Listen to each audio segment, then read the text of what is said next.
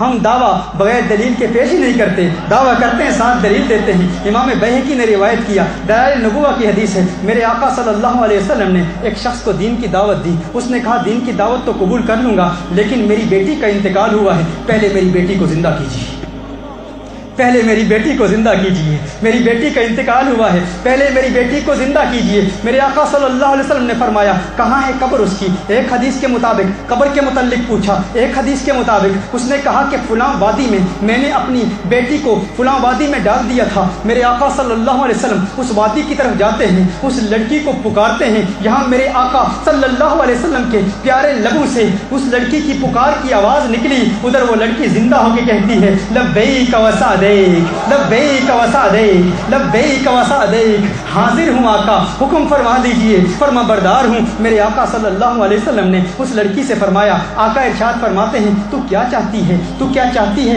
کہ اس دنیا میں رہے یا واپس لوٹ آئے؟ اس دنیا میں رہے یا واپس لوٹ آئے؟ حضور نے آپشن کیوں دی؟ ارے زندہ کر سکتے ہیں، واپس لا سکتے ہیں، تو اسی لیے کہا نا، اور وہ کلام کر رہی ہے۔ اسی پر محققین نے کہا وہ در حقیقت زندہ ہو چکی تھی، اس نے کہا نہیں نہیں، اب مجھے اللہ سے پیار ہو گیا ہے، اب مجھے آخرت کی دنیا سے پیار ہو گیا ہے، میں وہی رہنا چاہتی ہوں۔ حضرت جابر رضی اللہ تعالیٰ عنہ صحابی رسول ہیں، ایک مرتبہ اپنے گھر میں ایک بکرا ذبح کرتے ہیں، بکرا ذبح کرتے ہیں، بڑا عجیب و غریب واقعہ ہے۔ آپ کے دو بیٹے ہیں، بڑے بیٹے نے دیکھا حضرت جابر رضی اللہ تعالیٰ عنہ بکرا ذبح کر رہے ہیں، اس بیٹے کو سمجھ نہیں تھی، حضرت جابر رضی اللہ تعالیٰ عنہ کی عدم موجودگی میں موجود نہیں تھے وہ، اس بیٹے نے اپنے چھوٹے بھائی کو ذبح کر دیا۔ وہ جو باپ کو کرتے دیکھا وہ خود کر دیا۔ ادھر سے ماں کمرے میں آئی، ماں گھر میں آئی، ماں سے ڈر کر بالا خانے سے چھلانگ لگا کر باہر جانے کی کوشش کی، بیٹے نے بھاگنے کی کوشش کی، وہ بیٹا بھی مر گیا۔ پہلے بیٹے کو ذبح کر دیا گیا، دوسرے کا انتقال ہو گیا۔ جابر رضی اللہ تعالیٰ عنہ حضور کی بارگاہ میں حاضر ہوتے ہیں کہ یہ ماجرا ہو چکا ہے، یہ واقعہ ہو چکا ہے، میرے دونوں بیٹے فوت ہو گئے ہیں، میرے آقا نے دونوں کو زندہ کر دیا ہے، میرے آقا نے دونوں کو زندہ کر دیا ہے۔ شیخ عبدالحق محدث دہلوی نے اس کو روایت کیا، شواہد النبوہ میں بھی، مدارج النبوہ میں بھی یہ روایت موجود ہے، میرے آقا زندہ بھی ہیں، زندہ کرتے بھی ہیں۔ ایک اور روایت سماعت فرما لیجیے، حضرت انس رضی اللہ تعالیٰ عنہ روایت فرماتے ہیں، ایک انصاری نوجوان ہے، ایک انصاری نوجوان اپنی ماں کے ساتھ مدینہ المنورہ میں جا رہا ہے، مدینہ المنورہ کی جانب ہجرت کر رہا ہے،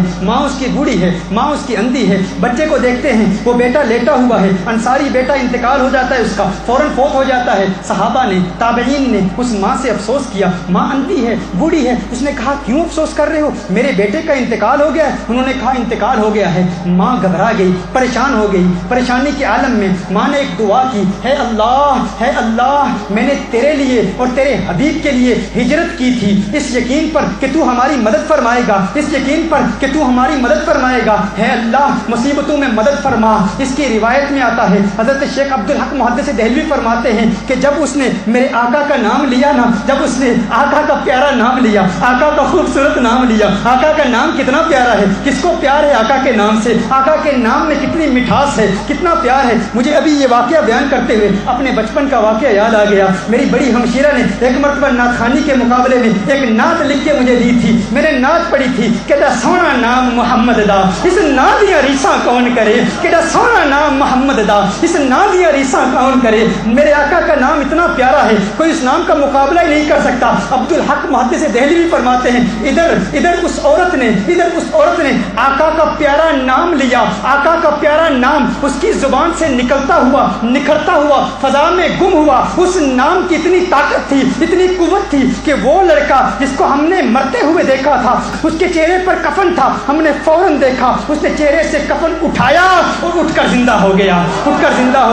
وہ زندہ بھی ہیں، زندہ کرتے بھی ہیں، زندہ بھی ہیں، زندہ کرتے بھی ہیں۔ یہی حضرت جابر رضی اللہ تعالیٰ عنہ میرے آقا صلی اللہ علیہ وسلم کی بارگاہ میں ایک بکری ذبح کر کے لاتے ہیں، آقا کو کھلاتے ہیں، صحابہ کو کھلاتے ہیں، سب صحابہ اس بکری کو کھاتے ہیں۔ جب صحابہ نے اس بکری کو کھایا، میرے آقا نے ارشاد فرمایا اس بکری کی ہڈیوں کو پھینکنا نہیں ہے، اس بکری کی ہڈیوں کو سنبھال کے رکھنا ہے۔ صحابہ نے بکریوں کی ہڈیوں کو سنبھال کے رکھا۔ میرے آقا صلی اللہ علیہ وسلم نے اس بکری کی ہڈیوں کو جمع کیا۔ جب جمع کیا نا مدینے والے آقا نے، تاجدار مدینہ نے جمع کیا تو اس پر ہاتھ پھیرا، یوں ہاتھ پھیرا اور کچھ کلمات پڑھے، وہ بکری فوراً زندہ ہو گئی، اور بکری